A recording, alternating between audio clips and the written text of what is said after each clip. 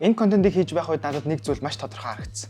Жишээ нь бид нар дэлхийн хамгийн анхны компьютерийг ямар том хэмжээтэй нүсрүүлснийг мэднэ. Тэгээ энээсээ жил болгон сайжирсаар одоо ямар хэмжээтэй ямар хүчин чадалтай болсон байгааг харж байна. Яг үүнтэй ижил биднэрт одоо харагдаад байгаа VR, AR headset-үүд 10 жилийн дараа нүдний шилний хэмжээнд ирэх юм байна гэдэгт би шууд итгэсэн. Тэгээд хэдүүлээ өнөөдөр 2024 онд ухаалаг нүдний шил ямар түвшинд ирсэн байгаа вэ гэдэгтээ танилццгаая. За Ray-Ban Meta 2-ын хамтарсан Smart Glass-ийн 2 дахь хувилбар нь өнгөрсөн оны 9 сард танилцуулагдсан. За Wayfarer, Skyler, Headliner гэсэн 3 загвартай. За загвар өнгөний сонголтоос хамаарат $300-аас $400 орлуулагдаж байгаа. За би энэ удаа Wayfarer гэдэг загварыг unboxing хийх үеэс нь эхлээд туршиж үзсэн. За Sabagla бодлын хувьд бол чанартай өрөмж сонгодог санагдсан. За бокс дотор болохоор нүдний шил, кейс, за нүдний шилний альчуур болон танилцуулга хамт байсан. Шилээ кейсээс авахд урдаа цэнэглэх хувилтай. Ер нь бол жаахан хүчтэй татж байж гарч ирнэ. За тэгээд тэр хувилын тусламжтай ер нь бол цэнэглэж байгаа гэсэн үг. За харагдсан нь яг Ray-Ban-ийн энгийн нүдний шил шиг. Гэхдээ сайн ойртуулаад харах юм бол энгийн нүдний шилнээс за миний харснаар бараг 50-аас 60% илүү зузаан санагдсан. Шилний баруун дээд талд бичлэг хийх, зураг дарахад зориулсан нэг товчлууртай. За удаан дарах юм бол бичлэг хийн, зүгээр нэг удаа дарах юм бол зураг дардаг. За хоёр чихний дээд хэсэгт тус бүр нэг спикертэй. За тэгээд 5 микрофонтой. За хамгийн гол микрофон нь шилний хамрын хэсэгт байрлаж илээ. За баруун талдаа шилээ удирдахад зориулсан 3 ширхэг мэдрэгчтэй.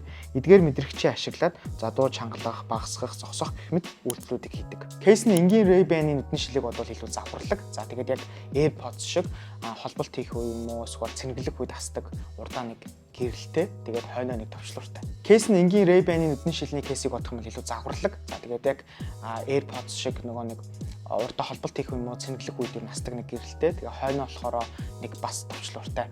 За тэгээд цэнэглэхтэй болохоор Type-C USB шаардлагатай. Гэхдээ Type-C USB нь бокс дотор бол байгаагүй. Тэгээд анх шилээ зүүхэд бол ер нь бол айгүй хүнд тэгээ жоохон бариад байгаа юм шиг санагдсан. Уул нь бол ээл санц. Гэхдээ ер нь удаан зүгээд ирэх юм бол тасчт юм байлээ.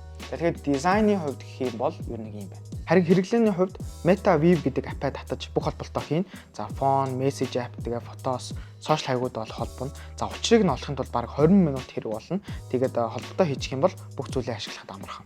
За камернаас нь эхлэхэд 12 мегапикселийн камер нь vertical буюу дандаа босоо хэлбэртэй одоо зураг бичлэг хийдэг гэсэн үг. Өөрөөр хэлэх юм бол яг 100% сошиал зориулагдсан гэсэн үг. Гэхдээ миний хувьд болохоор илүү хөндлөн одоо зураг бичлэгийг илүү үздэг. Гэхдээ тийм одоо хөндлөн бичлэг хийх юм бол бараг одоо толгоогоо ингэж хажууд дэш нь харуулах шаардлагатай болох шиг шин.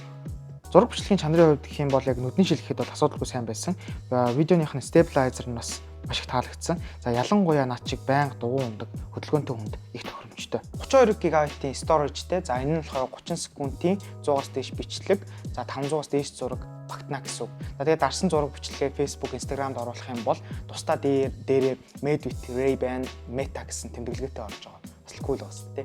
За батарейны хувьд гэх юм бол цэнэгэн дүүрсэн кейстэй үедээ нийт 36 цаг хэрэглэнэ. Шилнийх нь батарейны хувь нь апп дээрээ гараад ирдэг. Ер нь шил нь 50% болоод кейстэй хийхэд 20 минутын дотор дүрж илээ. За энгийн төвшөнд хэрэглэлээ гэж бодоход 2 өдөр асуудалгүй санагдсан. За дараагийн хамгийн их таалагдсан зүйл нь мэдээж спикер. За хүн ер нь яг хоёр арга замаар дуу авиг сонсдог юм байлээ. Эхнийх нь яг air conduction буюу яг нагаараар ингэ сонсдог. Хоёр дахь нь болохоор bone conduction буюу хүн яг ясаараа сонсдог юм байлээ. Өөрөөр хэлэх юм бол одоо дөлийн хүмүүст ясаар нь дамжуулж дуу авиг сонсгодгоо гэсэн. За энэхүү Ray-Ban Meta 2-ын хамтарсан ухаалаг нүдний шил нь болохоор яг ясаар нь дамжуулаад хүнд яг тэр одоо дууг илүү сайн чанартайгаар сонсгож байгаа. За яг Apple-ийн AirPods Pro шиг чанартай гэж яг худлаа ярихгүй ч гэсэн ер нь маш чанартай санагдсан. Байна уу? Байна.